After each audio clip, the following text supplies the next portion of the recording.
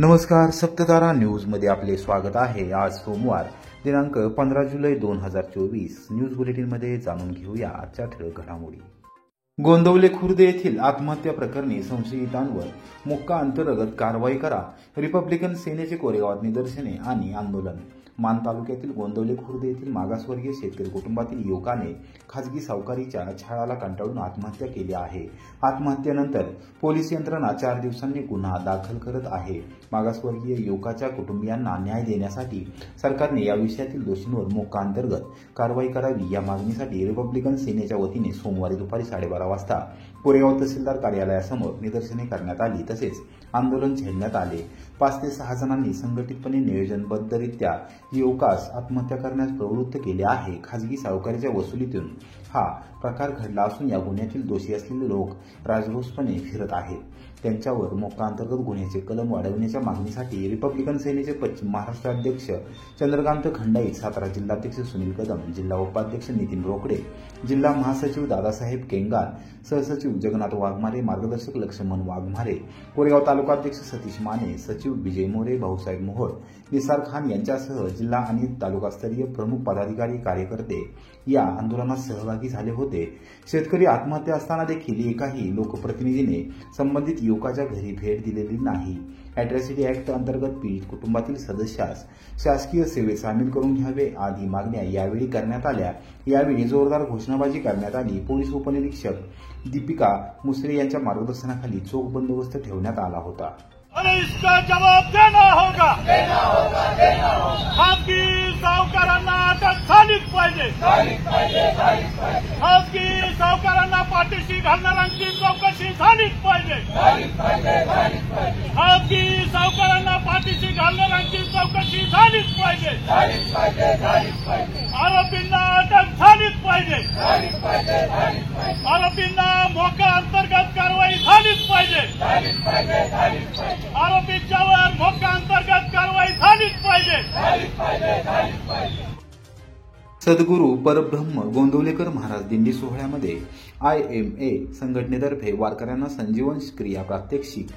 सद्गुरू परब्रह्म गोंदवलेकर महाराज यांच्या आषाढी दिंडी सोहळ्यामध्ये पिलवे येथील उघडे वस्तीवर सोमवारी सकाळी 11:30 वाजता कोरेगाव येथील IMA या वैद्यकीय व्यावसायिकांच्या संघटनेच्या वतीने वारकऱ्यांना संजीवन क्रिया प्रात्यक्षिक करून दाखवण्यात आली। दिंडी सोहळा अथवा तत्सम उत्सव काळात अचानक हृदयविकाराचा झटका आल्यास अथवा त्रास सुरू झाल्यास या संजीवन क्रियेद्वारे रुग्णाचे प्राण वाचवता येणे शक्य झाले आहे। वारकऱ्यांकडून या संजीवन क्रियेचे प्रात्यक्षिक करून घेण्यात आले।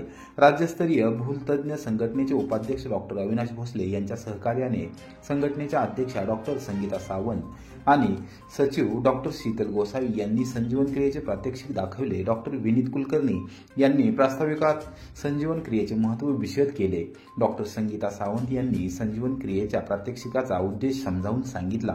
डॉक्टर शीतल गोसावी यांनी डॉक्टर राजेंद्र गोसावी, रज्जाकभाई मुलानी, धनंजय भुतकर आणि शर्विन गोसावी यांच्या सहकार्याने कृती करून दाखवली।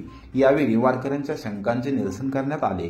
दिंडी प्रमुख विश्वनाथ शिंदे आणि पंचायत समितीचे माजी सदस्य तानाजी कट्टे यांनी सत्कार केला। भास्कर कट्टे यांनी आभार मानले। कोरेगाव कृषी उत्पन्न बाजार समितीचे माजी सभापती काकासाहेब गायकवाड यांचे निधन। वाठार किरोली तालुका कोरेगाव येथील ज्येष्ठ नेते आणि कोरेगाव कृषी उत्पन्न बाजार समितीचे माजी सभापती काकासाहेब शिवाजीराव गायकवाड वय 60 यांचे अल्पशा आजाराने सोमवारी निधन झाले। त्यांच्या निधनाबद्दल हळहळ व्यक्त केली जात आहे। शोकाकुल वातावरणात त्यांच्यावर अंत्यसंस्कार करण्यात आले। यावेळी सातारा जिल्ह्यातील राजकीय क्षेत्रातील मान्यवर उपस्थित होते। त्यांच्या पश्चात वयोवृद्ध आई, एक भाऊ, एक विवाहित बहीण असा परिवार आहे। कोरेगाव पंचायत समितीचे माजी सदस्य पांडुरंग बुवा गायकवाड यांचे पुतणे आणि प्रगतशील शेतकरी राजेंद्र शिवाजीराव गायकवाड यांचे ते बंधू होत। अत्यंत स्पष्ट वक्ता आणि निष्ठावंत कार्यकर्ता म्हणून काकासाहेब गायकवाड हे सातारा जिल्ह्याच्या राजकीय क्षेत्रात ओळखले जात होते। बाजार समितीचे संचालक आणि सभापतीपद त्यांनी भूषवले। या काळात त्यांनी बाजार समितीच्या हिताचे अनेक निर्णय घेऊन सर्वसामान्य शेतकऱ्यांना न्याय देण्याचे काम केले।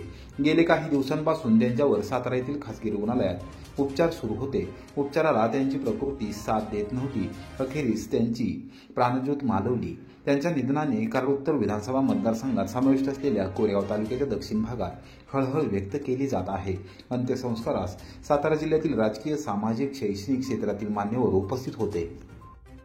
मायनी येथे चोरट्यांचा धुडगूस, 3 चोऱ्यांमध्ये 47,500 रुपयांचा ऐवज चोरीस. सातारा जिल्ह्याच्या आग्नेय कोपऱ्यात असलेल्या मायनी येथे शुक्रवारी मध्यरात्री अज्ञात चोरट्यांनी 3 ठिकाणी चोऱ्या करत सुमारे 47,500 रुपयांचा ऐवज चोरून नेला आहे. या प्रकरणी वडूज पोलीस ठाण्यात रविवारी रात्री 11 वाजता अज्ञात चोरट्यांच्या विरोधात गुन्हा दाखल करण्यात आला आहे.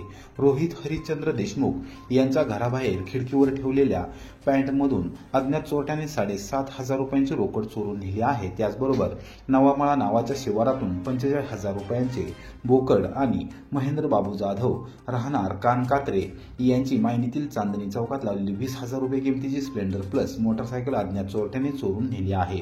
या प्रकरणी संजय उदगे यांनी दिलेल्या फिर्यादीवरून अज्ञात चोरट्याच्या विरोधात वडूज पोलीस ठाण्यात गुन्हा दाखल करण्यात आला आहे. पोलीस निरीक्षक घनश्याम सोनावणे तपास करत आहेत.